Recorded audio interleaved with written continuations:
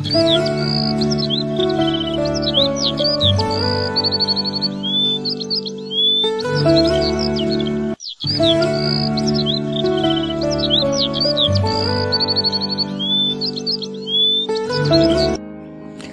Friends, good morning. Welcome to my channel and welcome to my another new study blog. So তোমরা সবাই কেমন আছো? আমি খুব ভালো আছি। তো সকাল সকাল ঘুম থেকে উঠে চা বিস্কুট খেয়ে নিচ্ছি। তারপরে আজকে ফার্স্টে টু ডু লিস্টে আমার কী থাকবে সেটাই তোমাদের সাথে শেয়ার করব। আজকে টু ডু লিস্টে ফার্স্টেই আমি 10 ডেজ চ্যালেঞ্জ নিয়েছি। সায়েন্সের যেটুকুনি পারবো 10 ডেজের মধ্যে কমপ্লিট করব। আজকে টু ডু লিস্টে কী রাখবো সেটাই তোমাদের সাথে শেয়ার করব। তো আমি ফিজিক্সের একটা চ্যাপ্টার কমপ্লিট করব, মক টেস্ট দেবো, ফুল মক টেস্ট, দেন সেটা তোমাদের সাথে অ্যানালাইসিস করব আর রিজনিং নিয়ে বসবো। সো ফার্স্টে আমি তোমার সায়েন্সের একটা পার্ট কমপ্লিট করছি। তো তোমরা বলতে পারো কোন পার্ট? এটা হচ্ছে আমি অ্যাসিড কার্ডের একটা চ্যাপ্টার কমপ্লিট করছি। সো পড়ে নিই, আবার তোমাদের সাথে পরে কথা বলছি।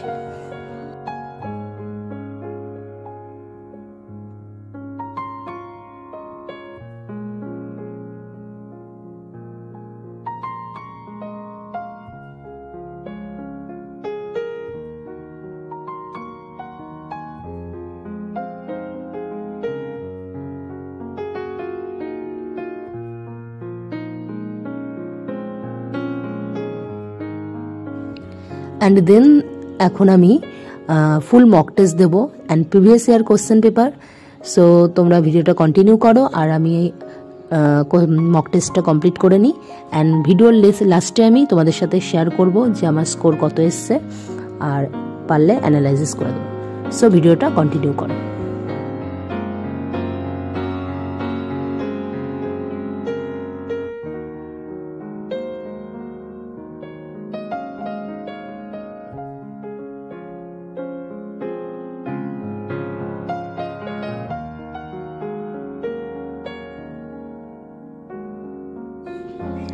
মক টেস্ট দেওয়া complete.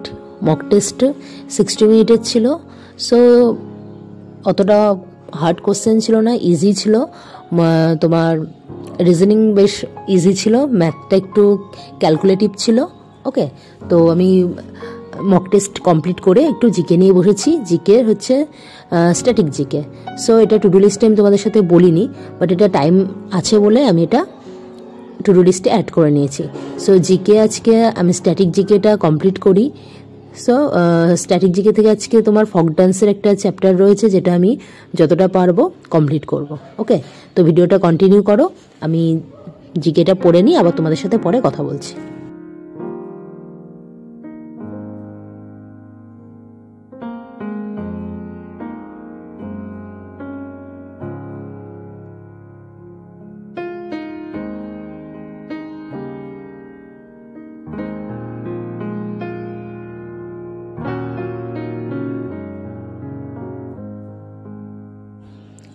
And then to do লিস্টের লাস্ট আজ যেটা ছিল রিজনিং।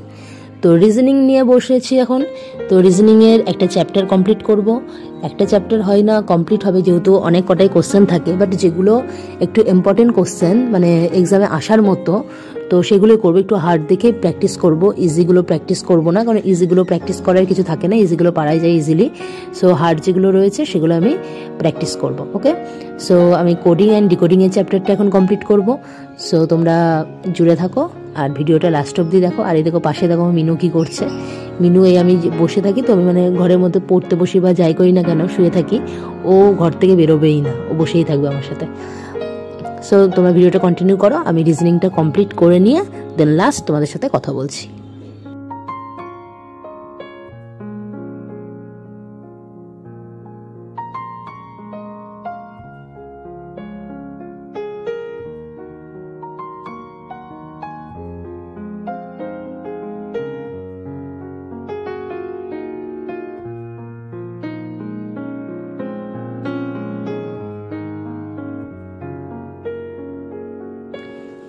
এই দেখো রিজনিংয়ের এগুলোই করছিলাম। তো তোমাদের কেমন লাগে এই চ্যাপ্টারটা করতে অবশ্যই জানিও। তো আমার খুব একটা খারাপ লাগেনি, মানে খুব একটা হার্ড ছিল না, যেগুলোই করছি ইজিলি ছিল। আর বিশেষ করে না এইগুলো করতে গেলে নাম্বার সিরিজে তোমার আলফাবেটের যেগুলো নাম্বার রয়েছে এ কত নাম্বার বা জে কত নাম্বার, এগুলো আমাদের মুখস্থ রাখতে হয়। যাদের মুখস্থ নেই তারা কিন্তু একটু মুখস্থ করে নিও। দেন অ্যান্ড লাস্ট আমি যে মক টেস্টটা দিয়েছি সেটাই তোমাদের সাথে শেয়ার করছি। তো এগুলো তোমার হচ্ছে ম্যাথ থেকে ছিল। ম্যাথের কিছু কোশ্চেন ছিল ক্যালকুলেটিভ, আমার বুঝতে অসুবিধা হচ্ছিল, তো কিছু কিছু কোশ্চেন আমার অনেক রং অ্যান্সার এসছে। তো যাই হোক,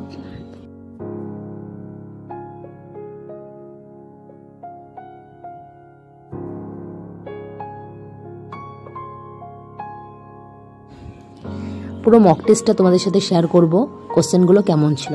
এই যে ফার্স্টে যে কোশ্চেনটা রয়েছে এটা ম্যাথ থেকে রয়েছে। ম্যাথের কোশ্চেনগুলো একটু ক্যালকুলেটিভ ছিল, জিকের কোশ্চেনগুলো বেশ হার্ড ছিল, আমার কাছে হার্ড ছিল, বাট যারা জিকে ভালো পারো তাদের কাছে ইজিলি লাগবে। আমার কাছে এমন কিছু কোশ্চেন ছিল যেগুলো আমি বুঝতেই পারছিলাম না, যেমন পদ্মপত শীর্ষক চলচ্চিত্রে আলাউদ্দিন খলজি চরিত্রে কে অভিনয় করেছে, আমি জানিই না কোশ্চেনটা। তো অজানা একটা মানে যে না জেনেই অ্যান্সার করেছি, বাট অ্যান্সারটা ঠিক হয়ে গেছে। তো এই যে আজকে মক টেস্টের আমার কত কি স্কোর এসছে সেটা তোমরা দেখতেই পারবে ভিডিওর লাস্টে, অ্যান্ড কী কী কোশ্চেন ছিল সেটা তোমাদের আমি ভিডিওর মাধ্যমে দেখিয়ে দিলাম। তো যারা যারা এরকমভাবে কোনো এক্সামের প্রিপারেশান নিচ্ছ তারা তোমরা বেশি করে মক টেস্ট দাও। মক টেস্ট কিন্তু ভেরি হেল্পফুল আমাদের যে কোনো এক্সামের জন্য। তো বারবার বলছি বেশি করে মক টেস্ট দাও, কারণ মক টেস্ট ভেরি ইম্পর্টেন্ট একটা পার্ট আমাদের যে কোনো এক্সামের জন্য। যত বেশি এক্সামে মানে মক টেস্ট দেবে আর অ্যানালাইসিস করবে তোমার ততটা ইমপ্রুভ হবে।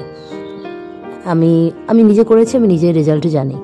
ওকে, তো তোমরা ভালোভাবে প্র্যাকটিস করো, আর যে এক্সামের জন্যই তোমরা পড়াশোনা করছো তোমরা ভালোভাবে পড়াশোনা করো আর বেশি বেশি করে মক টেস্ট দাও। আর মক টেস্ট কোথা থেকে দাও অবশ্যই শেয়ার করো, আর যদি না জেনে থাকো আমাকে কমেন্ট করো, আমি তোমাদের সাথে অবশ্যই শেয়ার করবো। এই দেখো রিজনিং ছিল, রিজনিংগুলো বেশ ভালো ছিল। এখানে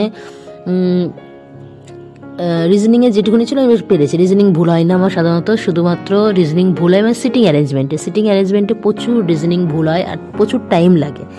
বিশেষ করে এক্সাম টাইমে আমার এই সিটিং অ্যারেঞ্জমেন্ট করতে গিয়ে রিজনিংয়ে প্রচুর টাইম খায়, যার কারণে আমি কিছু কিছু মানে যেমন আরপিএফ এক্সাম ছিল আমার, আমি রিজনিং ধরেই নি, মানে রিজনিংয়ের সিটিং অ্যারেঞ্জমেন্ট দেখেই আমি বাদ দিই, যে দেখছি যে টাইম লাগছে আমি স্কিপ করে গেছি।